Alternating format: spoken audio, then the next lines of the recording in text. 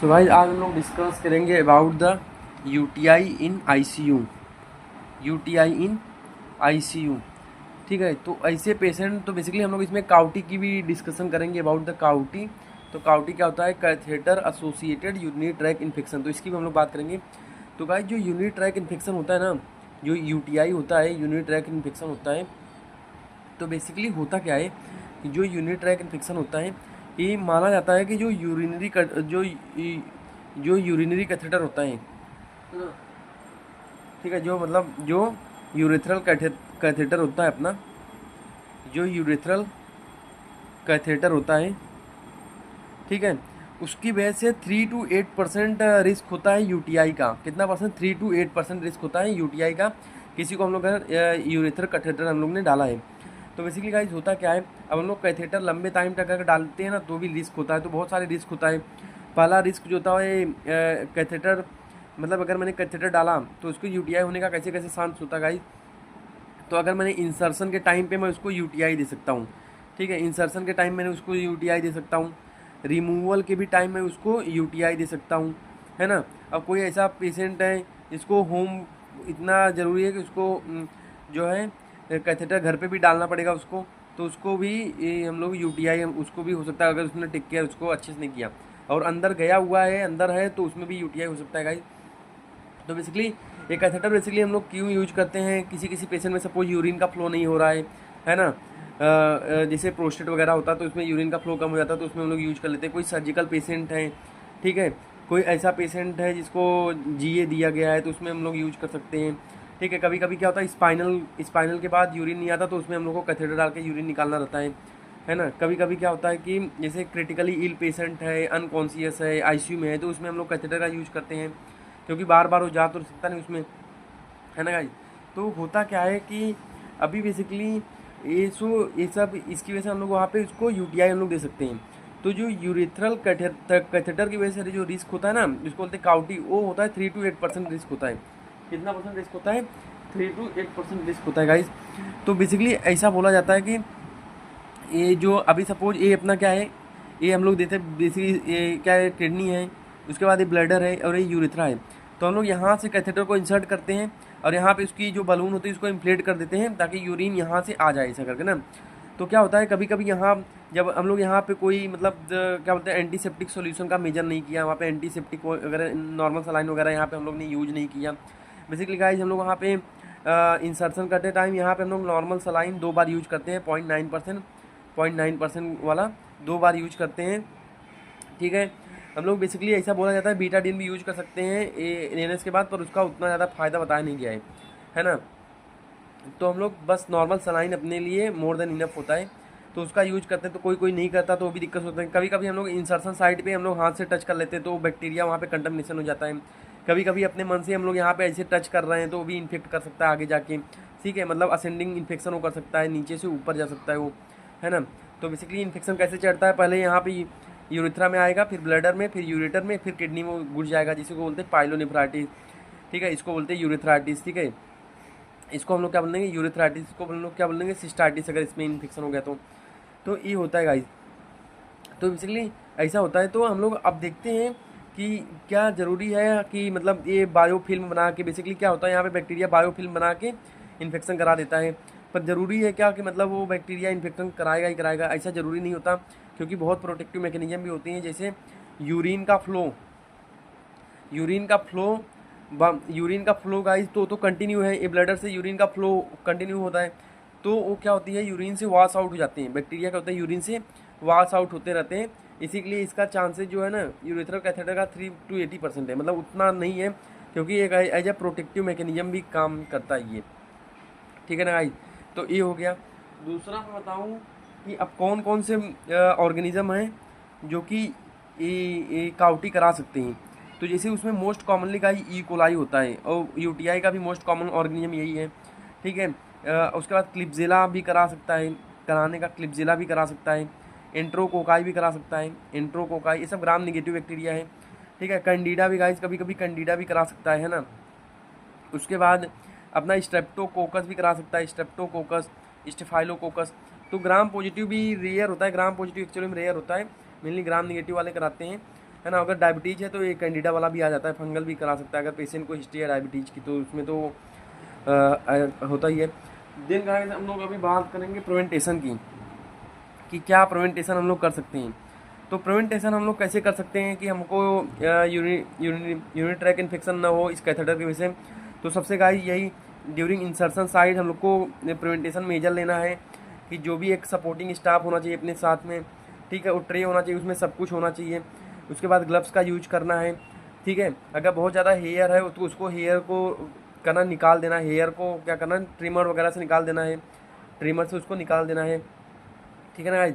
दूसरी बात बताऊँ तो अभी यहाँ पे एनएस का यूज करना, हमेशा एनएस का यूज करना है 2 बारी, ठीक है। एक बार 0.9%, फिर दूसरी बार फिर 0.9% वाला एनएस यूज करना है। बीटाडीन उसके बाद यूज करते हैं तो भी ठीक, नहीं यूज करते तो भी ठीक, क्योंकि उसका कुछ खास यूज नहीं बताया गया है ना। ये तो गाइज पहला हो गया। दूसरा गाइज हम लोग को एक और बताता हूँ कि अगर हम लोग को अननेसेसरी कैथेटर को प्रोलॉन्ग टाइम तक नहीं रखने का है, जो जितना टाइम तक का नीड था। सपोज किसी को अब स्पाइनल दिया जाता है, तो सपोज किसी को स्पाइनल दिया जाता है ना। तो हम लोग अगर किसी को स्पाइनल दे दिया और उसका सर्जरी हो गया और स्पाइनल उसमें हम लोग ने दिया है, तो कभी कभी क्या होता है कि जो है यूरिन नहीं आता, उसमें बंदे में यूरिन नहीं आता। तो हम लोग क्या करते हैं, कैथेटर डाल के उसको निकाल लेते हैं, कैथेटर डाल के उसको हम लोग क्या करते हैं, निकाल लेते हैं। तो कैथेटर डाल के उसमें रखना नहीं, कैथेटर डाल के तुरंत क्या करना, निकाल देना। तो ये रिस्क कम रहेगा, क्योंकि जितनी लॉन्ग टाइम तक कैथेटर अंदर रहेगा ना, उतना ज़्यादा चांस होगा यूरिनरी ट्रैक इन्फेक्शन का, उतना ज़्यादा चांस होता है यूटीआई का, है ना गाइस। ये होगा, और बाद में अगर यूटीआई हो गया तो बैक्टीरिया और सेप्सिस वगैरह भी करा सकता है।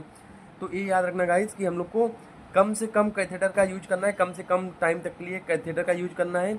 बहुत ही ज़्यादा नीडेड है तभी यूज करना है। ऐसा नहीं है कि मैं उसको कंटिन्यू डाल के रखा हूँ, ठीक है, मतलब तो पेशेंट को नीड नहीं है फिर भी मैं उसको 4-5 दिन डाल के रखा हूँ, तो वो एक इन्फेक्शन का वो सोर्स हो जाएगा, वहाँ पे इन्फेक्शन का रिस्क ज़्यादा हो जाता है, ठीक है। और बहुत बुक में भी गाइस ऐसा, बुक में जो और अभी अदर प्रिवेंटिव केयर में आपको बताता हूँ, ऐसा लिखा है कि यहाँ पे एंटीबायोटिक क्रीम वगैरह, पोविडीन, आयोडीन वगैरह हम लोग इंसर्शन साइड पे यूज करते हैं। तो वो गाइस ना, वो बेसिकली यूज कर भी सकते हैं, नहीं भी कर सकते, पर कोई उसका फ़ायदा है सच उसका है नहीं, ठीक है। बहुत लोग क्या करते हैं, प्रोफाइलेक्टिक एंटीबायोटिक, तो प्रोफाइलेक्टिक एंटीबायोटिक चला देते हैं। तो गाइस इसकी भी ज़रूरत नहीं है, क्योंकि ये क्या करता है ना, बेसिकली ड्रग रेजिस्टेंस कर देता है ये, ठीक है। तो पेशेंट को अगर आगे यूटीआई होगा ना, तो बेसिकली वो ड्रग रेजिस्टेंस कर देगा अगर मैं बार बार एंटीबायोटिक देता हूँ। तो ये सब बेसिकली हम लोग अवॉइड करते हैं, ये मतलब ये हम लोग को नहीं देते। बेसिकली हम लोग को ये दो जो ऊपर का दो बताया ना, वही करना है एज ए प्रिवेंटेशन, ठीक है। प्रिवेंटेशन के बाद अब मैं बताता हूँ डायग्नोसिस इसका कैसा बनाते हैं पेशेंट का। तो डायग्नोसिस गाइस इसमें हम लोग बनाते हैं कैसे, एक होता है सिग्निफिकेंट बैक्टीरियूरिया।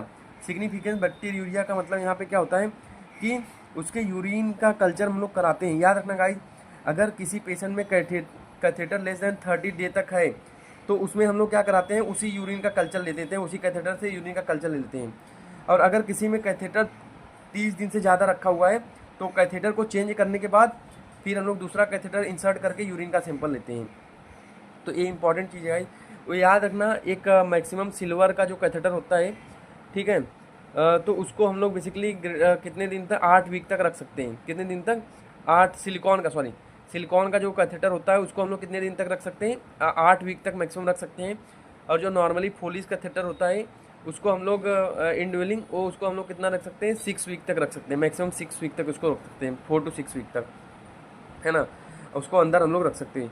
अब गाइस सिग्निफिकेंट बैक्टीरियूरिया मतलब इसमें क्या होता है, अगर जो यूरिन कल्चर कराया और उसमें ग्रेटर देन 10:5 और equal to colony forming unit पर ml मेरा बैक्टीरिया है, मतलब ये 10:5 कॉलोनी फॉर्मिक यूनिट मेरे बेसिकली क्या बताता है, कॉन्सेंट्रेशन बताता है उस माइक्रो ऑर्गेनिज्म का उस पर यूनिट यूरिन में, मतलब पर ml में इतना कॉन्सेंट्रेशन है, तो उसको हम लोग बोलेंगे सिग्निफिकेंट बैक्टीरियूरिया। तो कॉन्सेंट्रेशन ऑफ बैक्टीरिया बताता है इन द यूरिन, तो उसको हम लोग बोलते हैं कॉलोनी फॉर्मिंग यूनिट गाइस, उसको बोलते हैं हम लोग, ठीक है।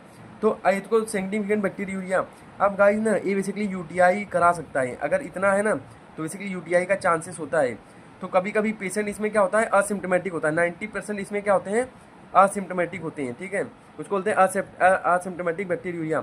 अब गाइस हम लोग यूटीआई कभी बोलते हैं, तो यूटीआई हम लोग कभी बोलते हैं कि जब भी मैंने यूरिन कल्चर कराया और उसमें जब अपने को कॉलोनी फॉर्मिक यूनिट मिली वो greater than 10⁻³ colony forming unit मिली पर ml। तो ग्रेटर दैन और इक्वल टू 10⁻³ सॉरी 3 बोल रहा हूँ कब से, सॉरी। तो यूटीआई मतलब यूटीआई कभी बोलेंगे जब कॉलोनी फॉर्मिक यूनिट मेरी कितनी हो 10⁻³ ग्रेटर दैन 10⁻³ और equal to 10⁻³ colony forming unit पर ml, मतलब पर ml में इतना कॉन्सेंट्रेशन हो तब हम लोग पेशेंट को यूटीआई बोलते हैं। विथ सिम्टम्स ऑफ उसमें गाइस क्या क्या सिम्टम दिखता है ना, ये भी बहुत इंपॉर्टेंट है। जैसे पेशेंट में चिल्स एंड राइगर मिलेगा, ठीक है। पेशेंट में फीवर और ल्यूकोसाइटोसिस मिलता है, ठीक है। उसके बाद गाइस पेशेंट में कोस्टोवर्टेब्रल टेंडरनेस मिलता है, कोस्टोवर्टेब्रल टेंडरनेस मतलब गाइस जो कोस्टोवर्टेब्रल एंगल होता है ना, जैसे सपोज यहाँ पे वर्टेब्रा और एक कोस्टल एंगल बना रहे होते हैं यहाँ पे, तो यहाँ पे क्या मिलता है, टेंडरनेस मिलता है। तो बेसिकली सजेस्ट किसको करता है, पाइलोनेफ्राइटिस को। किसको सजेस्ट करता है, पाइलोनेफ्राइटिस को, ठीक है। और एक सिम्टम बता रहा हूँ मैं कि जो मैंने यूरिन से कल्चर किया, यूरिन का जो मैंने कल्चर किया, जो बैक्टीरिया मुझे मिला वही बैक्टीरिया मुझे कहाँ से मिलेगा, मेरे ब्लड कल्चर से। तो ये सब मिला और ये तो मतलब वहाँ पे वो यूटीआई है उसको। और बेसिकली कोस्टोवर्टेब्रल एंगल पे का टेंडरनेस होना मतलब वो बेसिकली सजेस्ट कर रहा है किसको, पाइलोनेफ्राइटिस को। किसको सजेस्ट करता है, पाइलोनेफ्राइटिस को। तो जस्ट अ सेकेंड गाइस, तो ये पाइलोनेफ्राइटिस को सजेस्ट करता है, ठीक है। तो वो पे समझ गया होगा। तो ये गाइस हो गया। और उसमें राइगर मिलेगा, ल्यूकोसाइटोसिस, फीवर और ल्यूकोसाइटोसिस बेसिकली ये बेसिकली उतना सिग्निफिकेंट नहीं है, पर बेसिकली ये जो 4 मैंने बताया 1 2 3 4 ये बहुत ही चारों जो है ये सिग्निफिकेंट होते हैं।